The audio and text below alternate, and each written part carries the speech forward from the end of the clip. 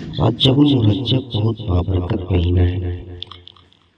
یہ حرمت یعنی عزت والے ان 4 مہینوں میں سے ہے جن کی عظمت و شان قرآن و حدیث میں بیان کی گئی ہے۔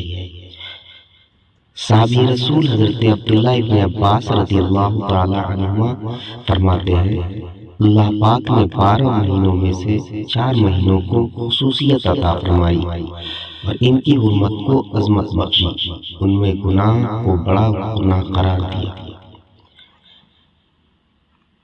پارہ نمبر 10 سورہ توبہ آیت نمبر 36 میں ارشاد ہوتا ہے، ان عدت الشہور عند اللہ 12 شہرا فی کتاب اللہ یوم خلق السماوات والارض منها 4 حرم ذلك الدین القیم فلا تظلموا فیہن انفسکم۔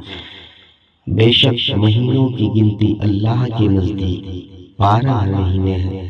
اللہ کی کتاب میں جب اس نے آسمان و زمین بنائے ان میں سے 4 حرمت والے ہیں، یہ سیدھا دین ہے، تو ان مہینوں میں اپنی جان پر ظلم نہ کرو۔